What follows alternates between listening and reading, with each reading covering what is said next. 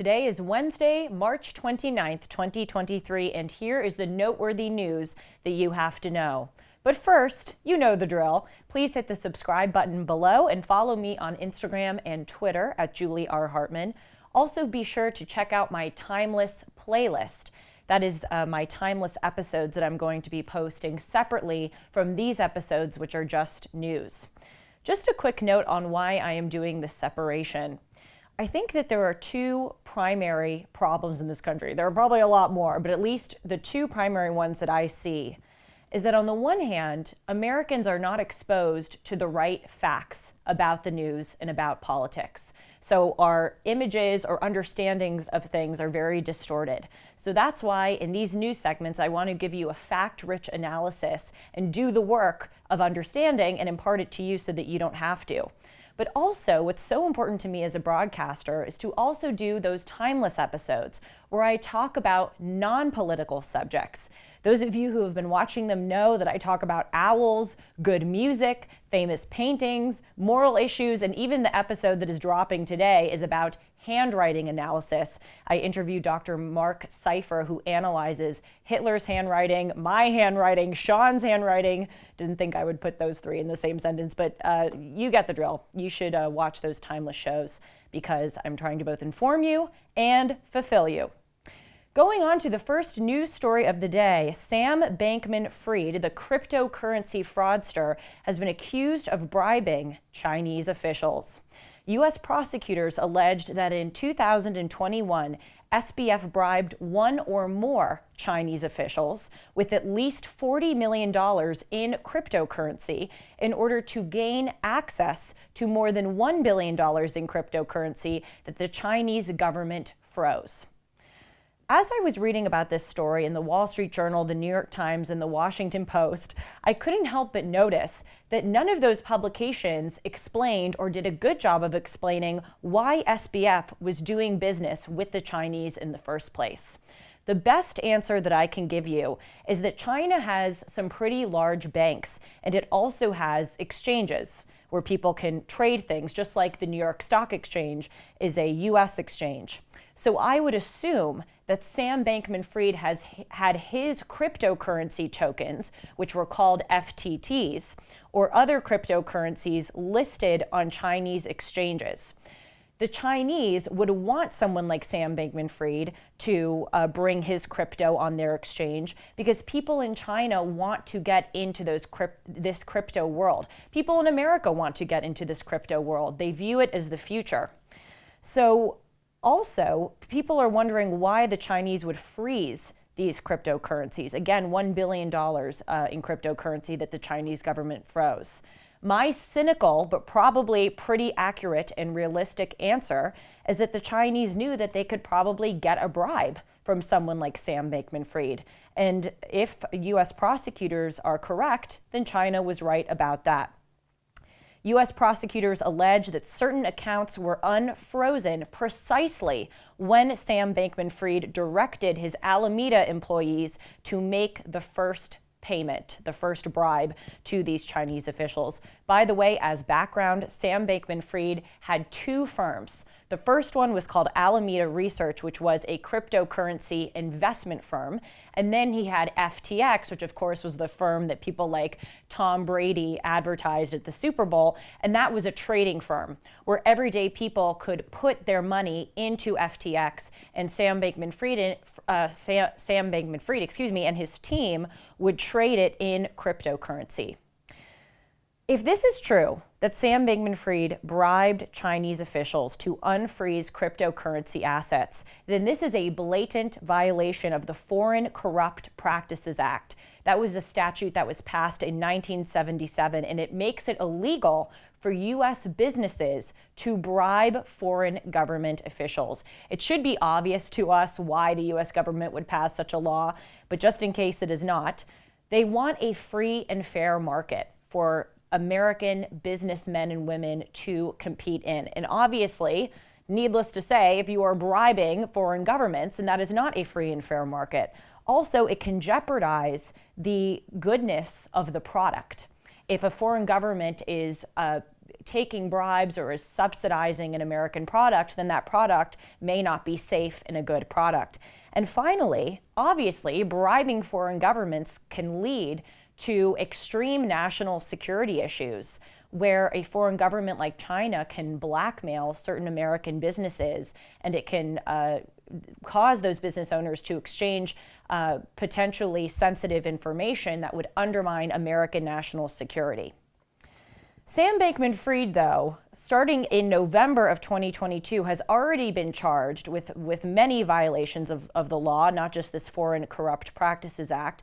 He was charged with fraud, money laundering, and violating campaign finance law.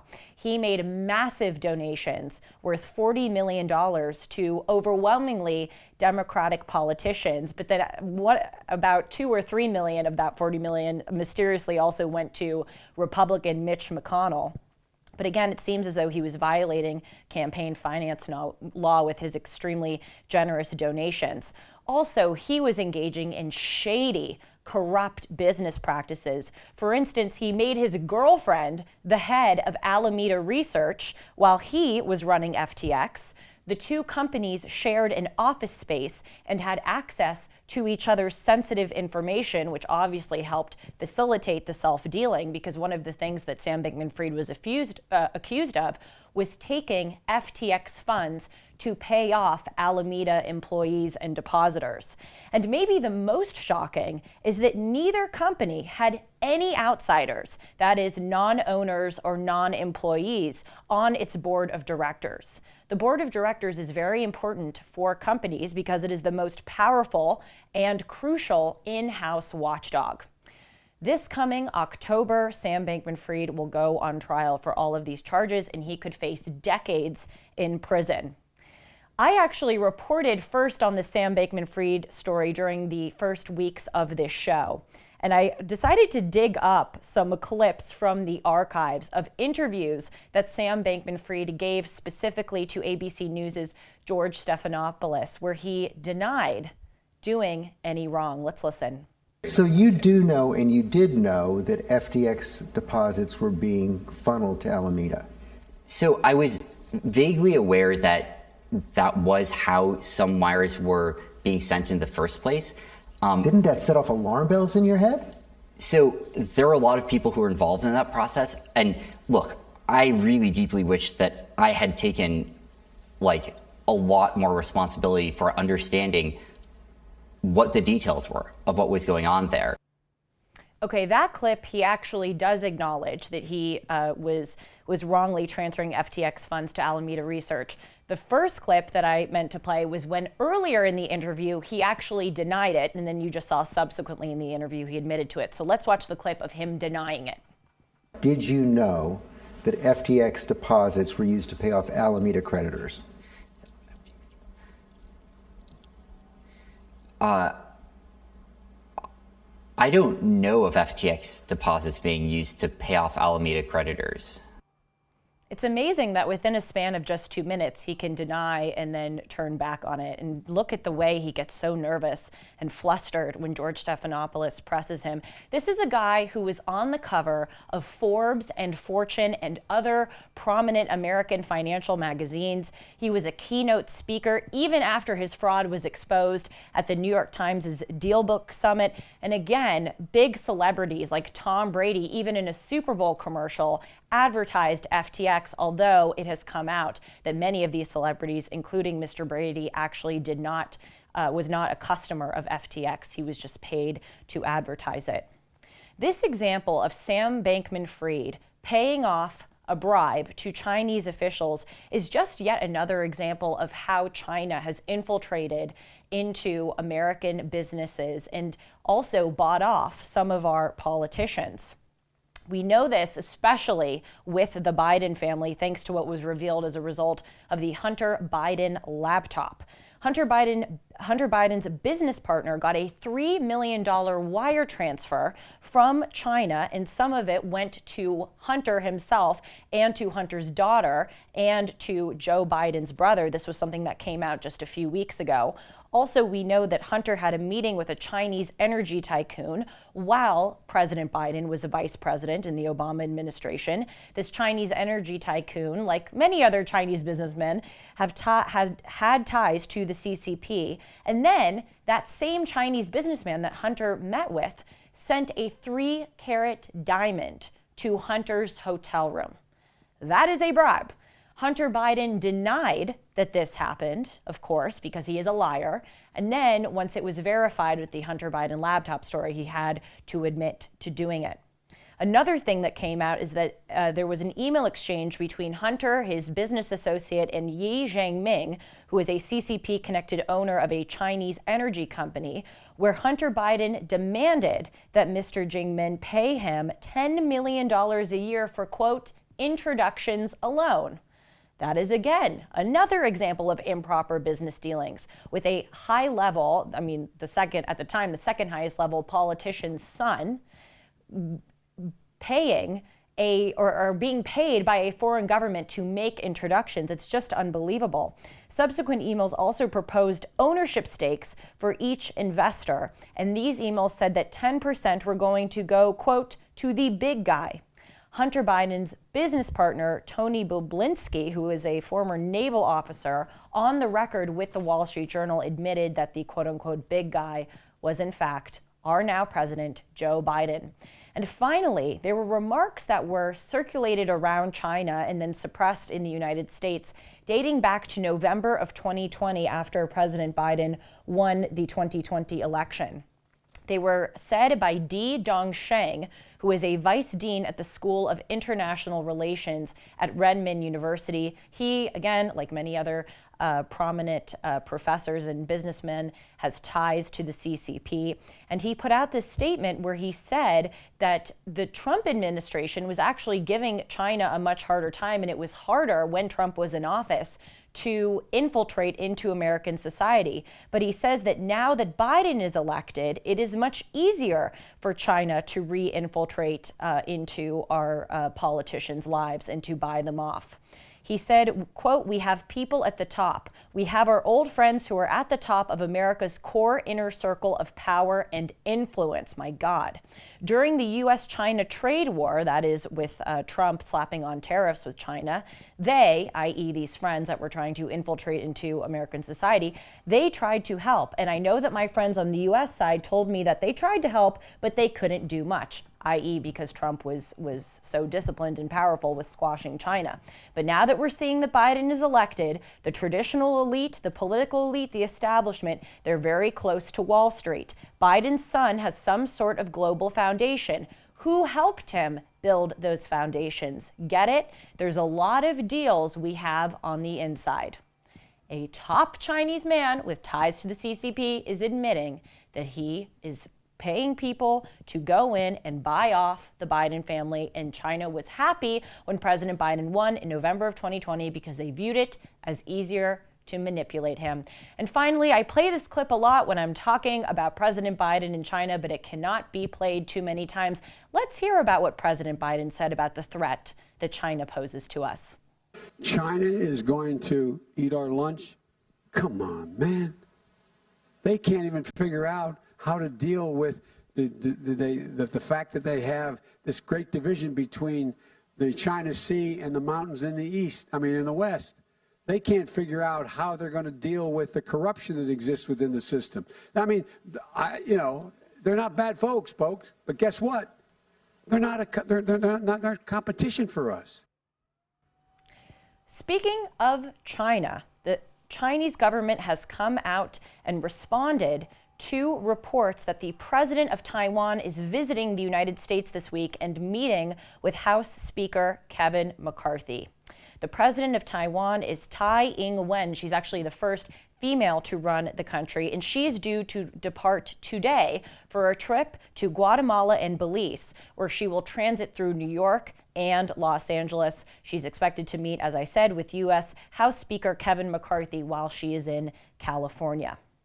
Ever since Chiang Kai-shek and the Nationalist Party of China declared their control of Taiwan in 1949 after losing the Chinese Civil War, the United States has pledged to defend Taiwan against Chinese communist encroachment and aggression. Of course, China has affirmed since the 1949 Civil War that Taiwan is a part of China. It is not a separate country or a separate government.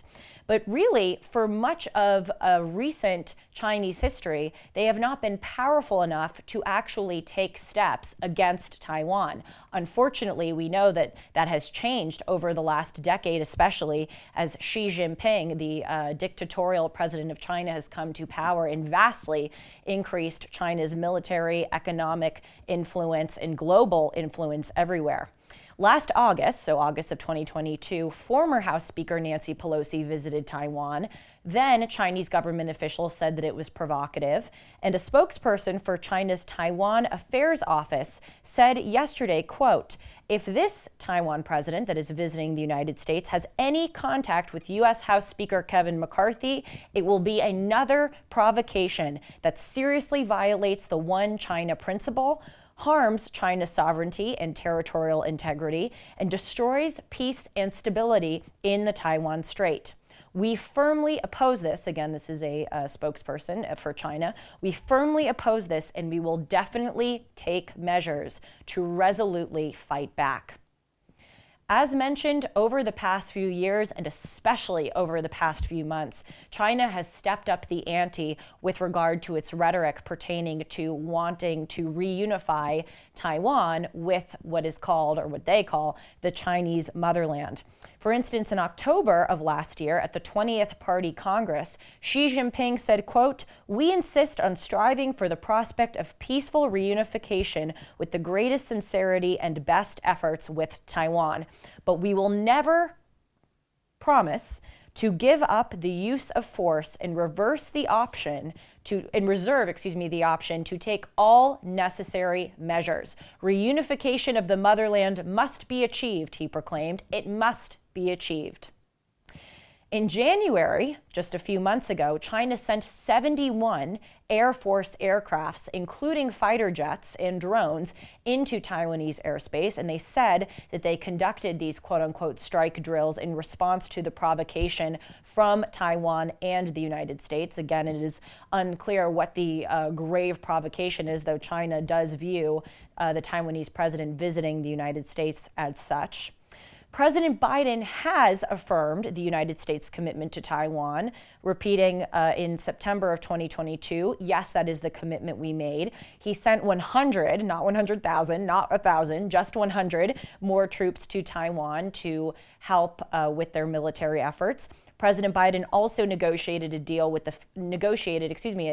Philippines to let American military forces use Filipino military bases.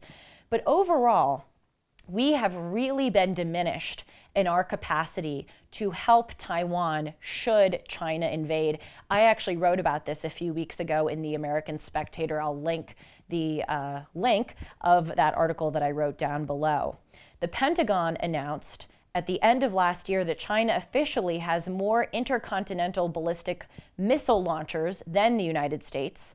Also, the U.S. Congress published a report at the end of last year that sometime between 2015 and 2020, the Chinese Navy surpassed the United States Navy in battleships.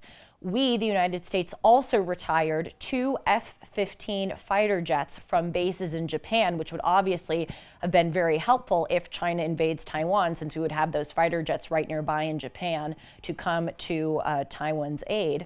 And also, if you just look at the American track record with regard to foreign policy in the past half century, it does not seem likely, given that track record, that we would follow through on our promise to defend Taiwan from China. Look at what happened in Vietnam, or in Iraq, or in Afghanistan, or, as much as I hate to say it, what's going on in Ukraine right now. We go into these countries, or we pledge to support them, and maybe we will stay for a little while and have some success in defending them against enemies, but then we get tired and leave.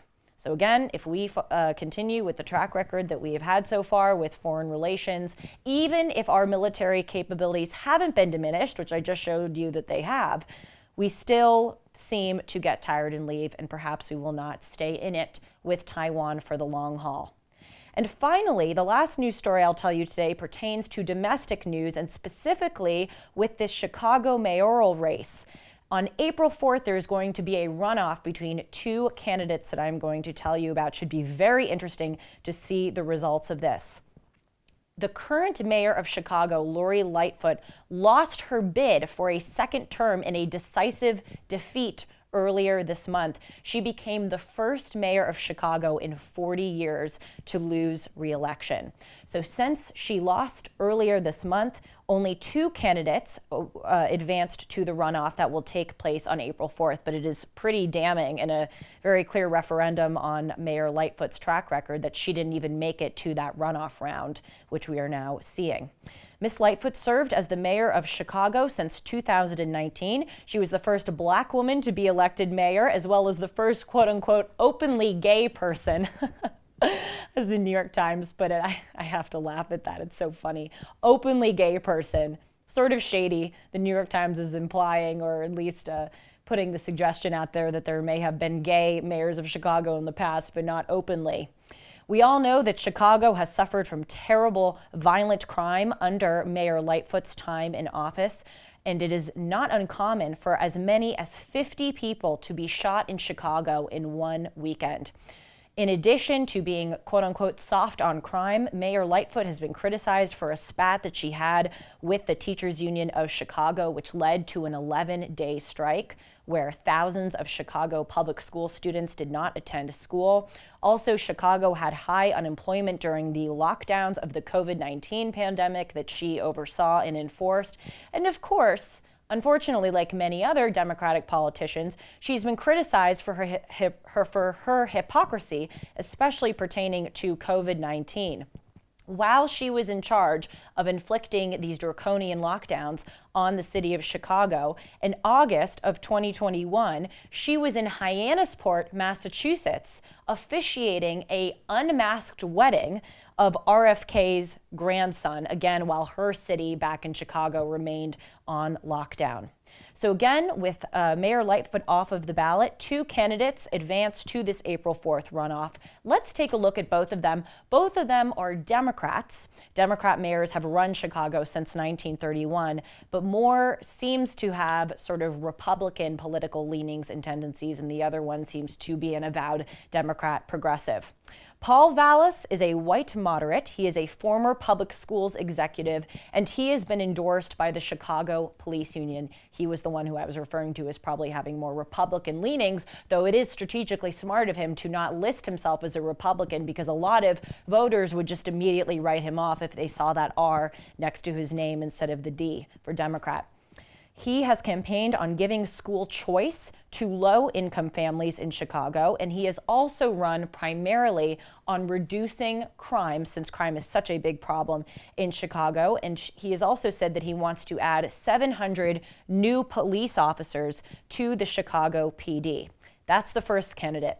The second candidate is Brandon Johnson. He is a Black progressive. He is the county board commissioner of Chicago, and he has been endorsed by the Teachers Union.